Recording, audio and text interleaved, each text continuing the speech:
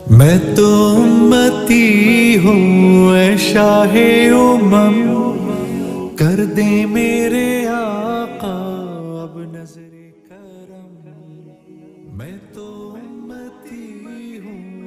بسم اللہ الرحمن الرحیم۔ الحمد للہ رب العالمین، والعاقبۃ للمتقین، والصلاة والسلام علی سید الانبیاء والمرسلین، وعلی آلہ واصحابہ وازواجہ وذریاتہ واہل بیتہ اجمعین الی یوم الدین۔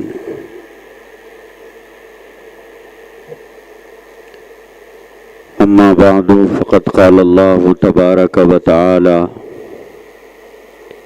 فی القرآن المجید والفرقان الحمید، فاعوذ باللہ من الشیطان الرجیم، بسم اللہ الرحمن الرحیم۔ ظہر الفساد فی البر والبحر بما کسبت ایدی الناس،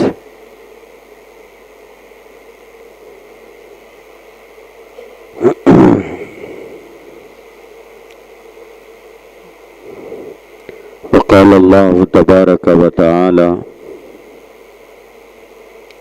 ولا تنازعوا فتفشلوا وتذهب ريحكم۔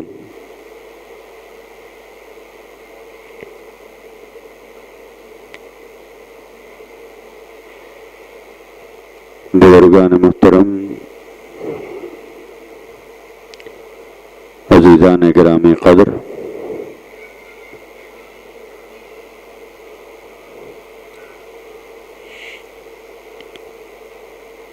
اس دنیا کے اندر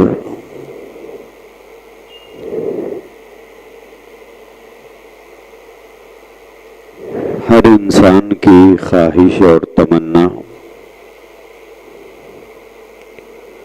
یہ ہوتی ہے کہ حالات ویسے بن کر سامنے آئے جیسے وہ چاہتا ہے۔ کوئی انسان دنیا میں ایسا نہیں ہوگا جو ایسی آرزو اپنے دل میں نہ رکھتا ہو۔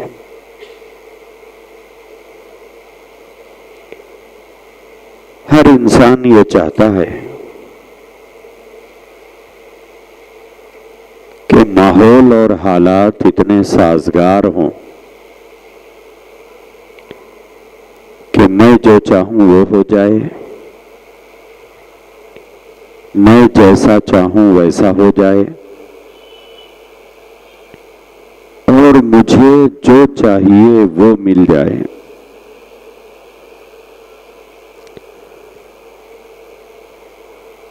جب حالات انسانی خواہش کے مطابق نہیں ہوتے ہیں اور ماحول ہماری چاہت کے مطابق نہیں بنتا ہے، اور جو ہم چاہے وہ ہمیں نہیں ملتا ہے، اس وقت میں ہمارے اندر تھوڑی نراش آ جاتی ہے۔ ہم اپنی سوچ کے مطابق مایوس ہو جاتے ہیں۔ یہ ایک فطری چیز ہوتی ہے جو ہمارے اوپر طاری ہو جاتی ہے کہ میں تو ایسا سوچا تھا لیکن ایسا ہو گیا، میں تو وہ سوچا تھا مگر وہ ہو گیا، میرے خیال میں یہ تھا مگر ایسے حالات سامنے آ گئے۔ جب ہماری اپنی سوچ کے مطابق حالات نہیں بنتے ہیں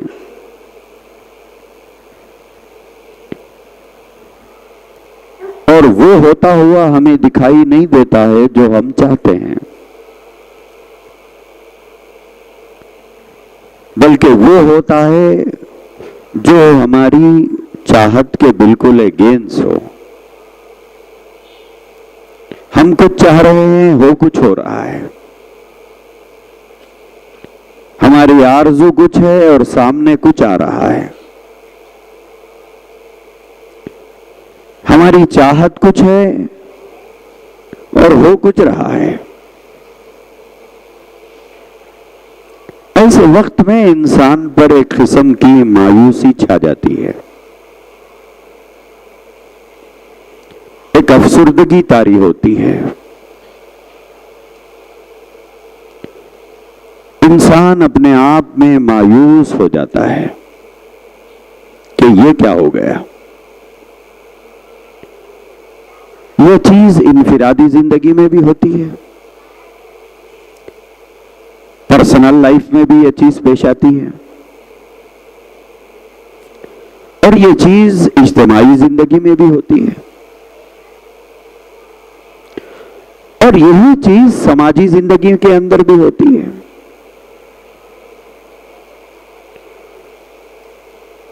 اب انسان جس طبقے سے تعلق رکھتا ہے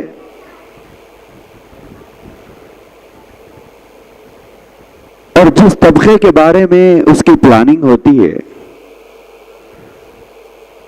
جب وہاں پر حالات اگر بالکل مخالف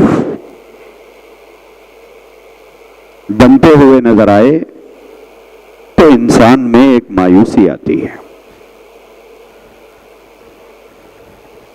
کیونکہ انسانی سوچ یہ ہے کہ وہ یہ سمجھتا ہے کہ میں جو سوچا وہ ہو گیا تو بہت اچھا ہے، کیونکہ ہر انسان یہ سوچتا ہے کہ میں جو سوچتا ہوں وہ صحیح سوچتا ہوں،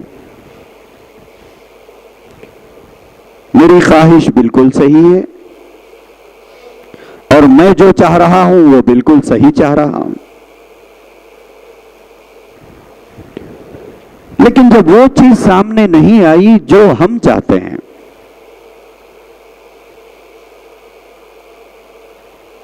کیونکہ ہمیں اپنی سوچ کے غلط نظر نہ آنے کی وجہ سے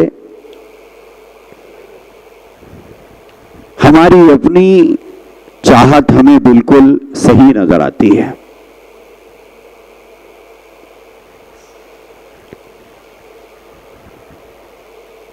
اور ہم یہ سمجھتے ہیں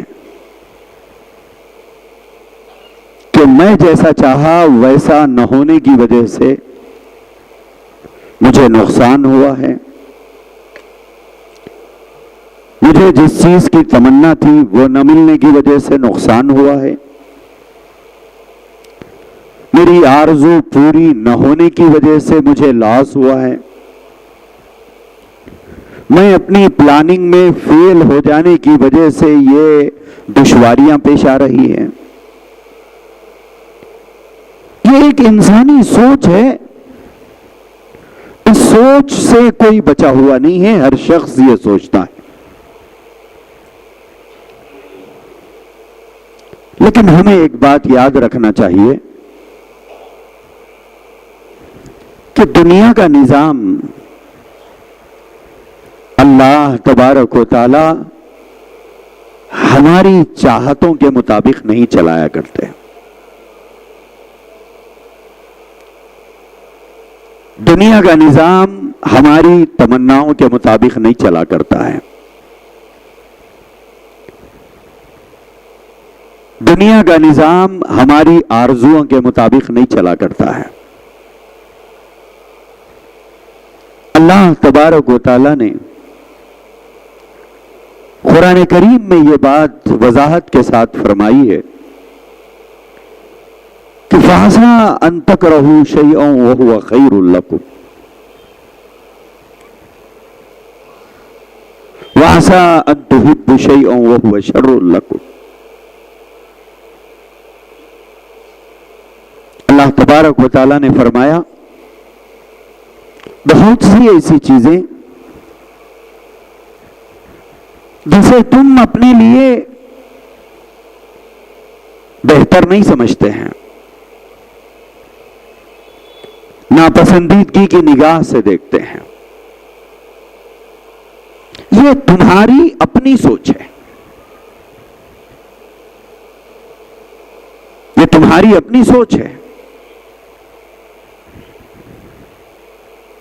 کہ تم اسے اگنور کر رہے ہو، اسے ریجیکٹ کر رہے ہو، اسے بہتر نہیں سمجھ رہے ہو، اسے اپنے حق میں غلط سمجھ رہے ہو، یا اسے اپنے حق میں نقصان دہ سمجھ رہے ہو، لیکن یہ تمہاری اپنی سوچ ہے، اور دنیا کا نظام تمہاری اپنی سوچوں کے مطابق نہیں چلا کرتا ہے۔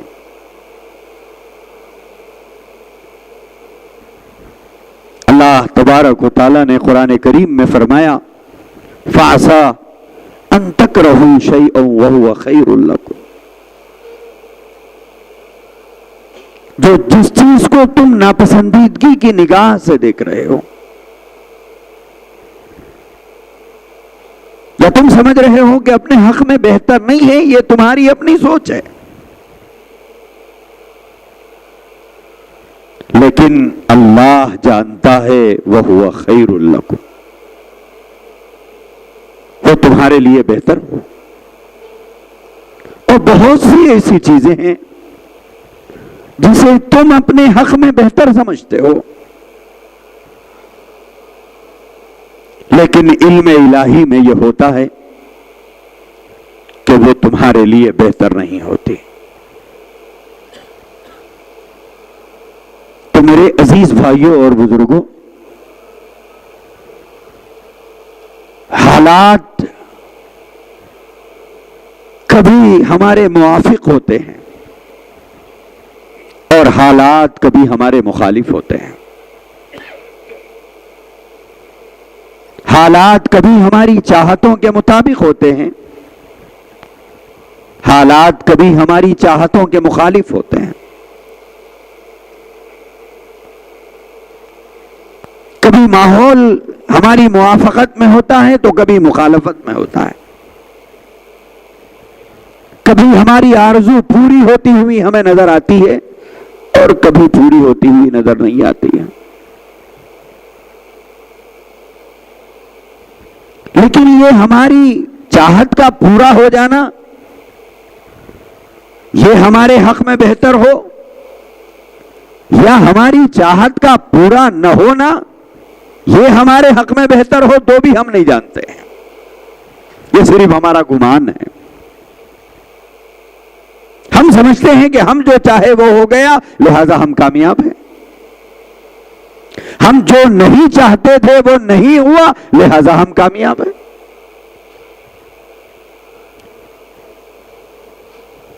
یہ نہیں ہے معیار۔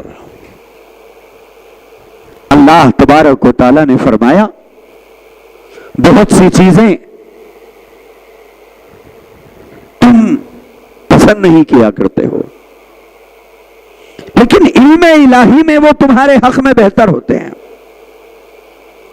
اور بہت سی چیزوں کو تم پسند کرتے ہو، علم الہی میں وہ تمہارے لیے ناپسندیدہ، نقصان دہ ہے، کیونکہ اللہ جانتے ہیں کہ کس کے حق میں کیا بہتر ہے۔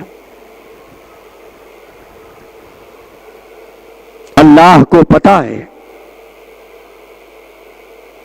اسی لیے حالات چاہے موافقت میں ہو یا حالات مخالفت میں ہو،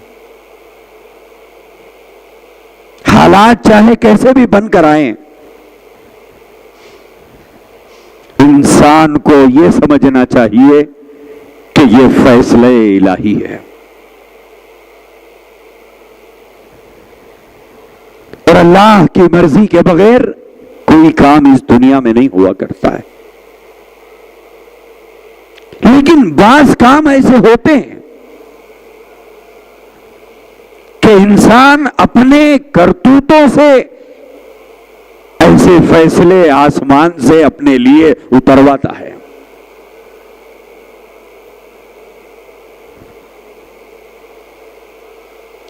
وہ ایسے کام کر جاتا ہے کہ جیسا کام کیا ویسا نتیجہ اس کے سامنے آیا. جیسے ایک بچہ محنت کر کے پڑھتا ہے تو اس کے سامنے کامیابی کے نتائج ہیں. اگر وہ نہیں پڑھتا ہے تو ناکامی کے نتائج سامنے آ سکتے. اللہ تبارک و تعالیٰ نے قرآن کریم میں فرمایا ظہر الفساد فی البر والبحر بما کسبت ایدی الناس.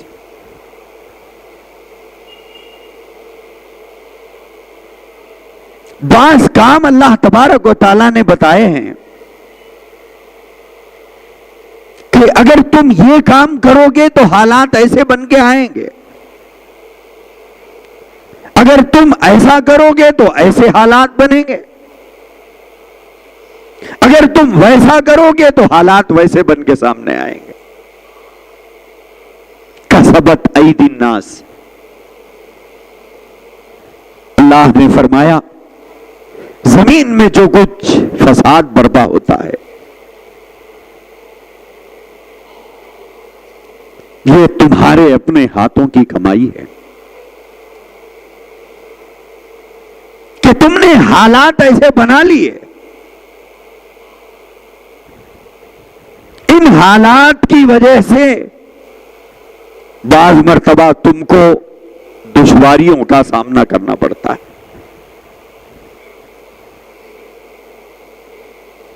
اللہ تبارک و تعالی بعض انسانی غلطیوں کی وجہ سے ایسے حالات پیدا فرما دیتے ہیں جسے انسان صحیح سوجھ بوجھ رکھ کر سوچنے والا بن جائے. اللہ تبارک و تعالیٰ کا نظام ہے کہ وہ عمدن کی جانے والی غفلتوں کو نظر انداز نہیں کیا کرتے. بعض مرتبہ ہم لوگ ایسی عمدن غلطیاں کر جاتے ہیں اور جب ان غلطیوں کا نتیجہ سامنے آتا ہے تو ہمارے اوپر ایک افسردگی چھا جاتی ہے کہ صاحب یہ کیا ہو گیا, ارے صاحب یہ آپ کی غلطی کا نتیجہ ہے, یہ آپ کی کوتاہیوں کے ثمرات ہیں, یہ آپ کی غفلت کی آپ کو سزا مل گئی ہے. اگر کوئی آدمی نیم کا پتا چاپتا ہو اور اس کے بعد یہ کہتا ہو کہ صاحب میرا منہ تو کڑوا ہو گیا, کہ تم نے کڑوی چیز جب اپنے منہ میں رکھی ہے تو کڑواہٹ ہی محسوس ہوگی. اگر تم میٹھی چیز منہ میں رکھتے ہوتے تو مٹھاس آتی. جب آدمی غفلت کرتا ہے اور غفلتوں کا شکار ہوتا ہے تو غفلت کرنے کی وجہ سے جو حالات سامنے آنا ہے وہ تو بہرحال آئیں گے. آپ یہ کہیں کہ صاحب میں تو غفلت کروں گا لیکن حالات ویسے نہیں آنا چاہیے, ایسا نہیں ہوگا دنیا میں.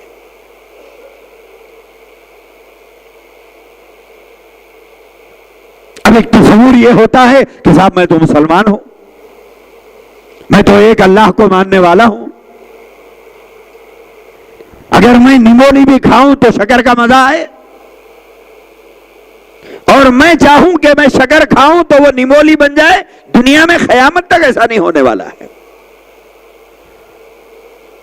یہی اللہ نے قرآن کریم میں فرمایا ظہر الفساد فی البر والبحر بما کسبت ایدی الناس. بر و بحر میں جو فساد برپا ہوتے ہیں بعض مرتبہ یہ تمہارے اپنے ہاتھوں کی کمائی ہوتی ہے.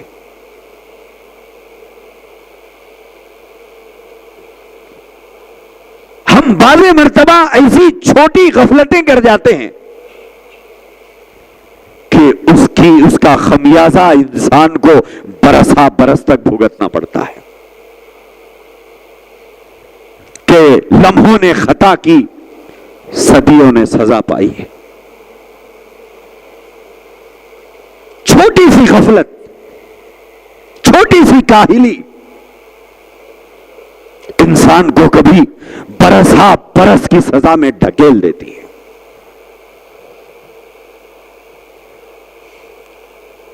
غفلت کا نتیجہ جب سامنے آتا ہے تو اب انسان واویلا مچا رہا ہے کہ صاحب یہ کیا ہو گیا. ارے نہیں صاحب، یہ تو آپ کی غفلت کی وجہ سے ہوا ہے، آپ کی کوتاہی کی وجہ سے ہوا ہے،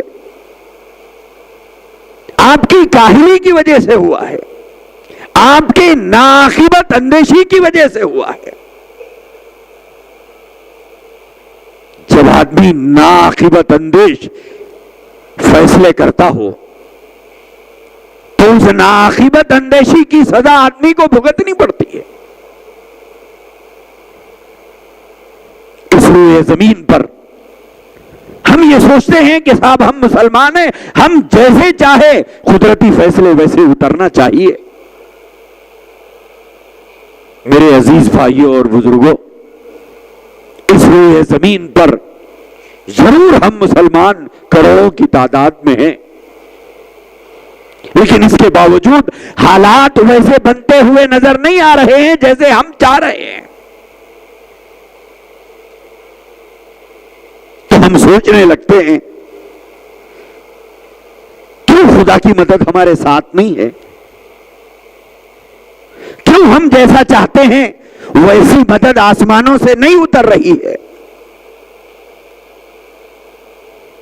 اس لیے زمین پر سب سے زیادہ اللہ کے پسندیدہ بندے وہ حضرات صحابہ کرام تھے. ان سے زیادہ پسندیدہ بندے نہ صحابہ سے پہلے روئے زمین پر کبھی پیدا ہوئے، نہ صحابہ کرام کے بعد قیامت تک پیدا ہوں گے. وہ گروہ ہے صحابہ کا جو طبقہ ہے، یہی وہ طبقہ ہے جن کو دنیا میں معلوم ہو گیا تھا کہ ان کا پروردگار ان سے راضی ہے.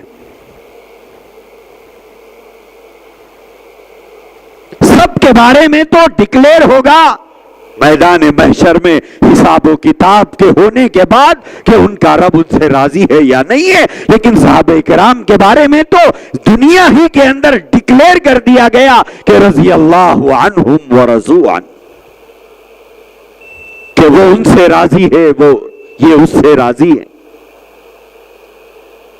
یہی گروہ صحابہ میدان احد کے اندر ہے.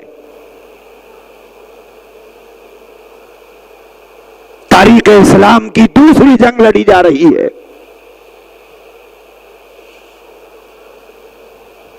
بدر میں جو کچھ ہوا تھا اس کا انتقام لینے کے ارادے سے مشرکین پوری تیاری سے آئے تھے، کیونکہ بدر میں ان کا نقصان ہوا تھا. ان کے دلوں میں انتقام کی آگ بھڑک رہی تھی، ان کے دلوں کے اندر نفرت کا لاوا پھٹا ہوا تھا، وہ انتقام لینا چاہتے تھے. میدان بدر میں پہنچنے کے بعد اللہ کے رسول علیہ الصلوۃ والسلام نے صحابہ کرام کے ایک جماعت کو ایک ٹیلے کے اوپر کھڑا کیا اور یہ فرمایا کہ تم لوگ یہاں کھڑے رہو اور جب تک میں تمہیں وہاں سے ہٹنے کا حکم نہ دوں اس وقت تک کھڑے رہو.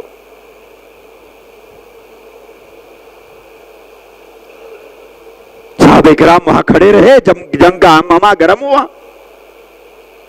حضرات صحابہ کرام کی اللہ نے مدد کی اور اس کے بعد مسلمانوں کو فتح ہو گئی. مشرکین مکہ میدان احد کو چھوڑ کر بھاگ نکلے. جنگ کا میدان ٹھنڈا پڑ گیا.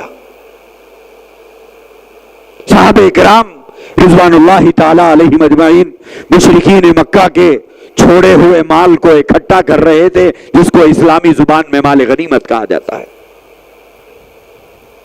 حضرت خالد ابن ولید رضی اللہ تعالی عنہ اس وقت تک اسلام نہیں لائے تھے. بھاگتے بھاگتے ان کی نگاہ اس ٹیلے کے اوپر پڑی. جہاں پر اللہ کے نبی نے کچھ صحابہ کرام کو کھڑا کیا تھا تو دیکھا کہ وہ کچھ خالی خالی نظر آ رہا ہے. جیسے ہی یہ مشرکین نکل کر چلے گئے تھے, یہ صحابہ کرام دو طبقوں میں بٹ گئے. ایک طبقہ یہ کہنے لگا کہ صاحب جنگ ختم ہو گئی لہذا ہم اتریں گے. دوسرے صحابہ کرام نے فرمایا کہ رسول اللہ صلی اللہ علیہ وسلم نے ہمیں یہاں کھڑا کیا اور یہ کہا کہ جب تک میں نہ کہوں یہیں کھڑے رہنا. لیکن بعض صحابہ کرام نے یہ سوچا کہ یہ جنگ کے موقع کے اوپر تھا, اب جنگ ہی ختم ہو گئی ہو تو اب یہاں کھڑے ہو کے کیا کریں گے, لہذا وہ اتر گئے. دوسرے صحابہ کرام وہیں کھڑے رہے یہ سوچ کر کہ حضور کی جب تک اجازت نہیں ملتی یہاں سے ہٹنے کی اس وقت تک ہم نہیں ہٹیں گے. تو کچھ تعداد نیچے آ گئی, کچھ تعداد وہاں کھڑی رہی. حضرت خالد ابن ولید جو میدان جنگ کے سورما مانے جاتے تھے, اس وقت تک اسلام نہیں لائے تھے, دوڑتے دوڑتے جب ان کی نگاہ اس ٹیلے پر پڑی تو پھر سے انہوں نے حوصلہ اپنا جٹایا,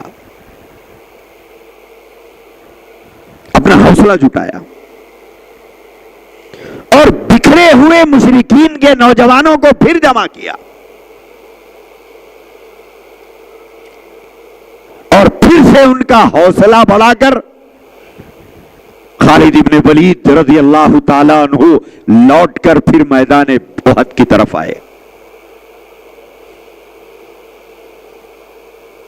صحابہ کرام مال غنیمت کے اکٹھا کرنے میں مصروف ہیں.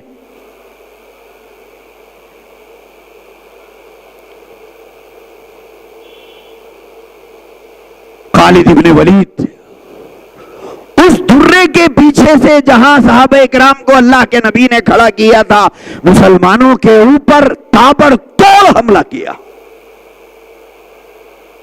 اور وہ حملہ اتنا سخت حملہ تھا کہ 70 صحابہ کرام کی شہادت ہوئی.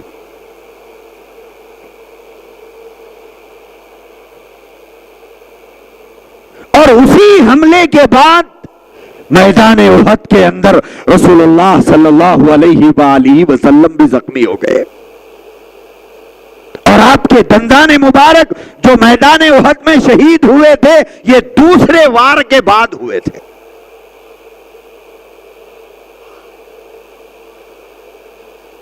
اللہ تبارک و تعالی نے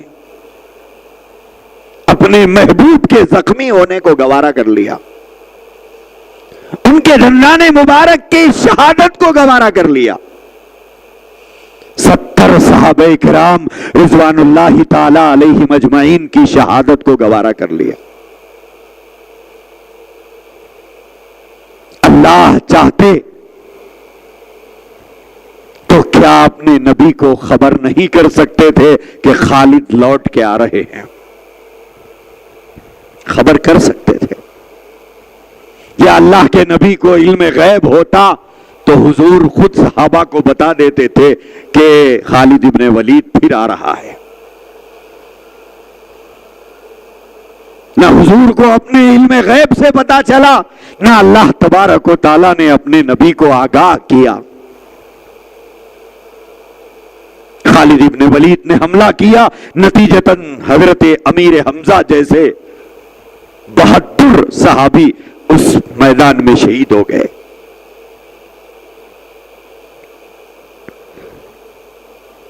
اللہ تبارک و تعالیٰ نے اتنے نقصان کو گوارا کر لیا ہے, لیکن مسلمانوں کو یہاں پر ایک پیغام دیا, یہاں پر ایک میسج دیا کہ اگر تم غفلتوں سے کام لوگے, اگر تم احساس ذمہ داری سے فرار اختیار کرو گے اور اپنی ذمہ داری کو محسوس نہیں کرو گے تو نقصان اٹھانا پڑے گا.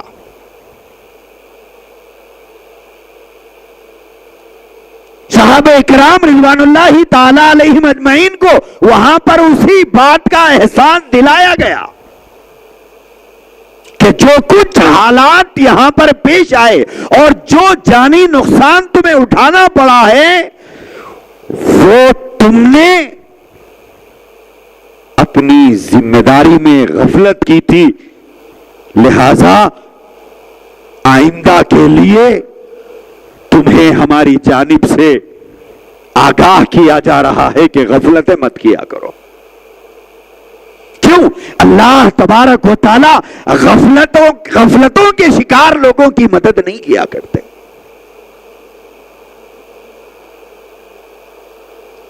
دو گروہوں میں صحابہ کا طبقہ بڑھ گیا تھا، اگرچہ کہ ان کی سوچ بالکل صحیح تھی کہ ایک گروہ نے کہا کہ جب جنگ ہی ختم ہو گئی ہے، جنگ کے مقصد کے لیے یہاں ٹھہرا کیا گیا تھا، جنگ ہی ختم ہو گئی ہے لہذا یہاں ٹھہرنے کا مقصد کیا ہے، لہذا نیچے اتر جاؤ۔ دوسرا گروہ یہ سوچتا رہا کہ نہیں، جب تک حضور کا حکم نہیں ملا ہم نیچے نہیں اتریں گے۔ دونوں اپنی اپنی جگہ صحیح تھے، لیکن حضور علیہ الصلوۃ والسلام نے کسی مقصد سے ان کو وہاں ٹھہرا کیا تھا۔ تو میرے عزیز بھائیوں اور بزرگوں، کبھی ہماری چھوٹی چھوٹی غفلتیں بڑے نقصانات کو سامنے لاتی ہے، اور جیسی کرنی ہوتی ہے ویسی ہی بھرنی بھی پڑے گی۔ کرنی جیسی ہوتی ہے بھرنا بھی ویسے ہی پڑے گا۔ ہماری جو سوچ ہے وہ عجیب ہے، ہماری سوچ۔ ہم یہ سوچتے ہیں کہ بحیثیت مسلمان ہم الٹی بھی کریں تو سیدھی ہو جائے، ہم سیدھی بھی کریں تو بہت اچھی ہو جائے۔ ہم نظام خداوندی کو نہیں سمجھتے، ہم نظام الہی کو نہیں سمجھتے۔ میرے عزیز بھائیوں اور بزرگوں، اللہ کے نبی کے صحابہ سے بڑھ کر اس روئے زمین پر اللہ کے پسندیدہ اور کون تھے اور کون ہو سکتے ہیں؟ نہ تھے نہ ہو سکتے ہیں، لیکن تھوڑی سی غفلت وہاں پر ہوئی تو صحابہ کرام کو اتنا بڑا نقصان اٹھانا پڑا۔ تو آدمی اپنی غفلتوں سے کبھی حالات ایسے پیدا کر لیتا ہے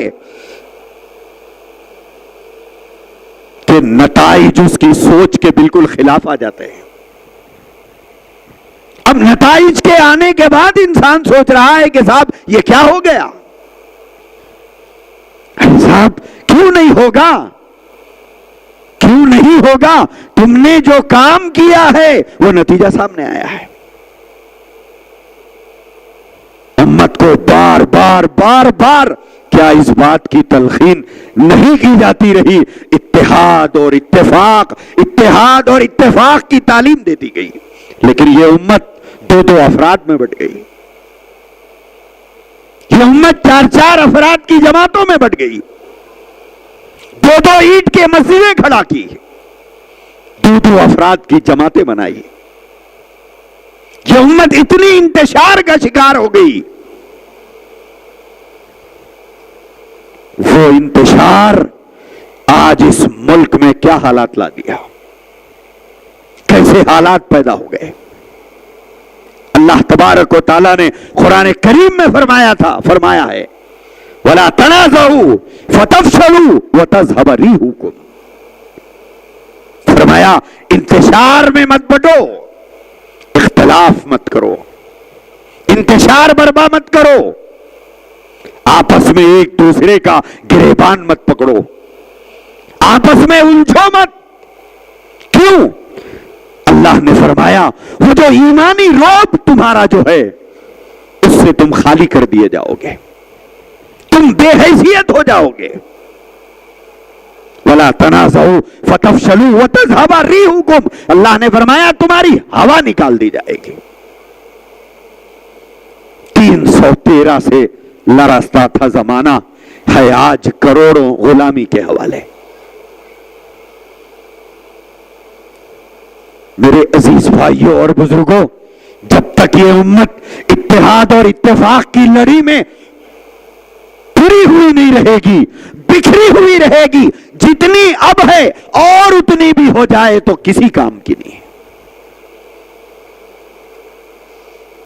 اگر دھاگا ایک ہو بڑی آسانی سے آپ توڑ سکتے ہیں، ایک ایک کو لے کر آسانی سے توڑا جاتا ہے، لیکن 10 دھاگوں کو ایک جگہ کر دیا جائے اور ایک ایک دھاگے کو توڑنے والے بہادر کے ہاتھ میں اگر 10 دھاگوں کی ڈوری کو مروڑ کر دے دیا جائے تو وہ نہیں توڑ پائے گا۔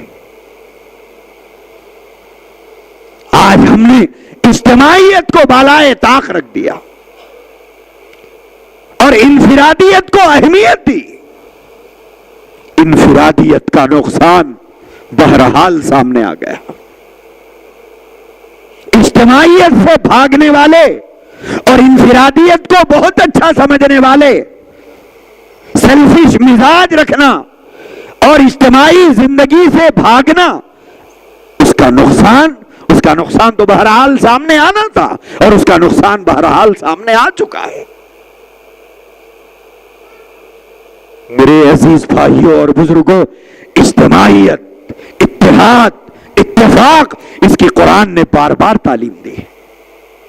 اللہ تبارک و تعالیٰ نے تعلیم دی ہے کہ تم اجتماعیت قائم کرو، تم اتحاد پیدا کرو اپنی صفوں کے اندر۔ لیکن ہمارا مزاج صرف تنقیدی ہو گیا، ہمارا مزاج صرف تنقیدی ہو گیا، اور بالخصوص مسلم قوم کے اندر یہ مرض حد سے زیادہ بڑھتا جا رہا ہے کہ اپنے ہاتھ میں تنقید کی توپ لے کے پھرتے ہیں ہم لوگ۔ ہمارے ہاتھوں میں تنقیدوں کی توپیں ہیں، اپنے علاوہ ہر شخص کو تنقید کا نشانہ بناتے ہیں، اپنے علاوہ ہر شخص کو ہم برا سمجھتے ہیں، اپنے علاوہ ہر شخص کو ہم دنیا کا گندا انسان سمجھتے ہیں، اور سب سے پوتر اگر کسی کو سمجھتے ہیں تو وہ ہم اپنی ذات کو سمجھتے ہیں۔ آج ہم خانوں میں بٹ گئے، پورا ہندوستان کا مسلمان خانوں میں بٹا ہوا ہے، اور فریق مخالف فریق جمع ہو گیا مذہب کے نام پر، لیکن ہم ایک اللہ کے ماننے والے نہیں جمع ہو پائے۔ انہوں نے اجتماعیت کا مظاہرہ کیا اور ہم نے افتراق کے شکار ہو گئے۔ انفرادی غلطیوں کا خمیازہ اجتماعیت بھگتے گی، لمحوں کی غلطیاں برسوں کی سزا کے لیے حالات سامنے لا دیتی ہے۔ کیا ایسے حالات نہیں پیدا ہوں گے؟ میرے عزیز بھائیوں اور بزرگوں، سوچئے اچھی ذہنیت سے، سوچئے اچھی ذہنیت سے۔ ہم خانوں میں بٹے ہوئے ہیں، ہمارے اندر اجتماعیت نہیں ہے، ہمارے اندر باہمی اتحاد نہیں ہے، ہمارے اندر باہمی اتفاق نہیں ہے۔ ہم چاہتے ہیں کہ ہمارے سامنے جو آئے وہ فرشتہ صفت انسان ہو، ساری زندگی فرشتہ صفت انسان ڈھونڈتے رہو گے اور خود بھی تو فرشتے نہیں ہو۔ جو خوبیاں آپ اپنے میں نہیں رکھتے وہ دوسرے میں کیوں ڈھونڈنے نکلے ہو؟ جو خوبیاں آپ اپنے میں نہیں پیدا کر سکے اس کا مطالبہ دوسرے سے کیوں ہو رہا ہے؟ جو اچھائیاں ہم اپنے میں نہیں پیدا کر سکے ہم وہ دوسروں میں کیوں دیکھنے چلے ہیں؟ میرے عزیز بھائیوں، چاہے انفرادی زندگی میں ایک مرد کسی عورت کے ساتھ زندگی گزارنا چاہتا ہے تو اس کو اس کی خامیوں کے ساتھ برداشت کرے۔ اجتماعی زندگی میں کسی سیاسی قائد کو اپنا سیاسی رہبر اگر ہم مانتے ہیں تو اس میں فرشتے کی صفات خدا کے لیے تلاش مت کیجئے، خامیوں کے ساتھ قبول کر کے اجتماعیت اور اتحاد اور اتفاق کو باقی رکھیے، اس کو اس کی خامیوں کے ساتھ قبول کیجئے۔ اگر آپ خامیوں کے ساتھ نہیں قبول کریں گے، صرف فرشتہ صفت انسان ڈھونڈنے کے لیے کبھی اس کی گود میں کبھی اس کی گود میں، کبھی اس کے ساتھ کبھی اس کے ساتھ، اگر شیرازہ امت کا ایسے ہی بکھیرتے رہو گے تو تاریخ کے اوراق میں گم ہو جاؤ گے، گم ہو جاؤ گے. تمہیں فرشتہ صفت انسان کہیں نہیں ملے گا. ہمیشہ اپنے دوست کو ہو، اپنے پارٹنر کو ہو، یا بزنس پارٹنر ہو، یا لائف پارٹنر ہو، یا کوئی سیاسی قائد ہمارا ہو، یا اجتماعی جماعت ہو اور یہ جماعت کا ذمہ دار ہو، انسان ہونے کے ناطے اس کے اندر خامیاں ہوتی ہیں، انہیں ان خامیوں کے ساتھ برداشت کرو. اگر آپ انہیں ان کی خامیوں کے ساتھ نہیں برداشت کرو گے اور فرشتہ صفت انسان تلاش کرنے نکلو گے، ساری زندگی تلاش کرتے رہو گے، نہیں ڈھونڈ پاؤ گے. جب آپ خود نہیں بن سکے تو دوسرے میں کیوں تلاش کرنے پھرتے ہیں ہم لوگ؟ میرے عزیز بھائیوں، مخالف طبقہ اتحاد پیدا کیا ہے. آپ سوچئے پورے ملک کے اندر اتحاد کی فضا قائم کی گئی ہے اور ہم دو افراد کی جماعتوں میں بٹ گئے، ہم مختلف خانوں میں بٹ گئے. اس کا نتیجہ آج ہمارے سامنے آ گیا. میرے عزیز بھائیوں اور بزرگوں، ہمیں سوچنے کی ضرورت ہے. اجتماعیت کو قائم کرنا ہے، اتحاد کو قائم کرنا ہے، اتفاق کو قائم کرنا ہے. اگر وقتی طور پر ہمیں کوئی فائدہ نہ بھی پہنچا ہو، امت کی اجتماعیت کے لیے اس نقصان کو برداشت کر کے اجتماعیت کو قائم رکھنے کی ضرورت ہے. ہم لوگوں نے تنقید کرنے کو فرض سمجھا ہے. ہمیشہ ایک بات یاد رکھیے، کسی چیز میں اگر سدھار لانا ہو، تنقیدوں کی توپ لے کے پھرنے سے سدھار نہیں پیدا ہوتا، بلکہ اس جماعت میں شامل ہو کر اس خرابی کی اصلاح کی جدوجہد جماعت میں شامل ہو کر رہ کر کرنا ہوگا. تنقیدوں کی توپیں لے کے پھرنے سے جماعتوں کی اصلاح نہیں ہوا کرتی ہے.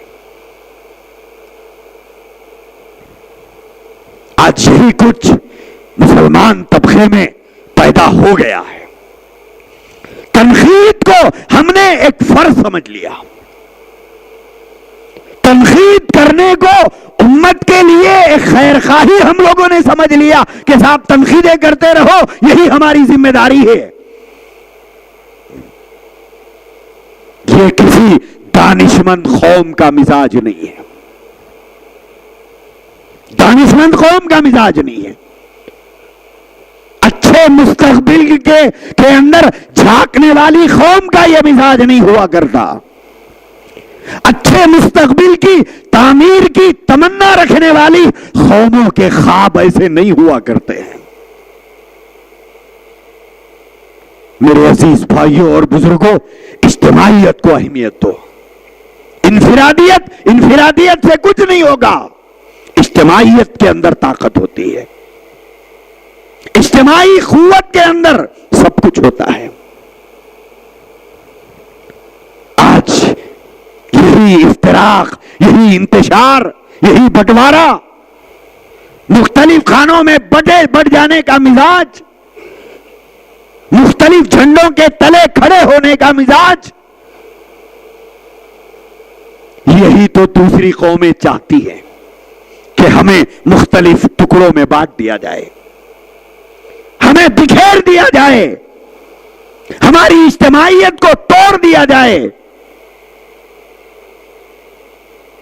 جو اپنی کوشش میں کامیاب ہو گئے اور ہم اپنی نادانی سے بکھر گئے.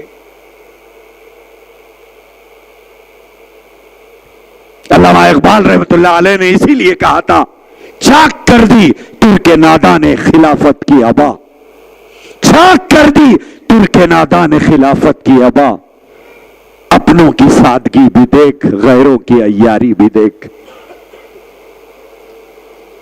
اپنوں کی سادگی یہ ہے کہ ووٹنگ کا دن ہے، مسلمان ووٹ پول کرنے نہیں جا رہا ہے. ووٹ کی حیثیت تم نہیں جانتے کہ وہ تمہاری طاقت ہے، وہ تمہاری قوت ہے. اس ملک میں سر اٹھا کر پھرنے کا ہتھیار تمہارے ہاتھ میں دیا گیا، اپنے مستقبل کے لیے فیصلہ کرنے کا ہتھیار تمہارے ہاتھ میں دیا گیا. سے زیادہ پولنگ کا تناسب مسلمان محلوں میں کم ہوتا ہے. جو قوم غفلت کرتی ہے وہ سزا کا خمیازہ بھی بھگتتی ہے. جو قوم غفلتوں کا شکار ہوتی ہے اس قوم کے سامنے اس غفلت کی سزا بھی سامنے آتی ہے. بات ہم جس محلے میں رہتے ہیں اس محلے کی نہیں ہے. بات ہم جس شہر میں رہتے ہیں اس شہر کی نہیں ہے. بات جس ملک میں ہم رہتے ہیں اس ملک کی ہے. میرے عزیز بھائیوں اور بزرگوں، چاہے الیکشن بلدیہ کا ہو، چاہے الیکشن اسمبلی کا ہو، چاہے الیکشن پارلیمنٹ کا ہو، یہ ایک ہتھیار ہے ہمارے ہاتھ میں. یہ دیا گیا ہے کہ اپنا فیوچر طے کیجئے. آپ کے مستقبل کا فیصلہ وہاں ہو رہا ہے، آپ اپنے گھر میں بیٹھے ہوئے ہیں. آپ کا مستقبل کا فیصلہ ہونے جا رہا ہے، آپ اپنے رشتہ داروں کے ہاں جا رہے ہیں. آپ کے مستقبل کا فیصلہ ہو رہا ہے، آپ گلی میں کرکٹ کھیل رہے ہیں. آپ کے مستقبل کا فیصلہ ہونے جا رہا ہے، آپ اپنے دوستوں کی محفلیں جما کے بیٹھے ہوئے ہیں. بولے میرے ایک کے ووٹ نہیں دینے سے کیا ہوگا؟ مسئلہ صرف ہمارے محلے کا نہیں ہے، مسئلہ صرف ہمارے شہر کا نہیں ہے، مسئلہ پورے ملک کے مسلمانوں کی یہ گھٹیا سوچ کا ہے. یہ سوچ مسلمانوں میں آ گئی ہے. ہاں کیا ہونے والا ہے، ہاں کیا ہوتا ہے، کیا ہوتا ہے دیکھ لیا. کیا ہوتا ہے وہ تو آج بتا دیا گیا کہ کیا ہوتا ہے غفلت کی وجہ سے. کیا ہوتا ہے اجتماعیت نہ ہونے کی وجہ سے، کیا ہوتا ہے اتحاد نہ ہونے کی وجہ سے، کیا ہوتا ہے مختلف خانوں میں بٹنے کی وجہ سے، کیا ہوتا ہے مختلف آوازوں پہ کان دھرنے کی وجہ سے، کیا ہوتا ہے ہر نئی پکار کے سامنے جمع ہونے کی وجہ سے، کیا ہوتا ہے ہر نئی آواز پہ لبیک کہنے کی وجہ سے. آج وہ صورتحال ہمارے سامنے آ چکی ہے. لمحوں کی خطا صدیوں کی سزا ہوتی ہے. لمحوں کی خطا صدیوں کی سزا ہوتی ہے. میرے عزیز بھائیوں اور بزرگوں، اجتماعیت پیدا کرو.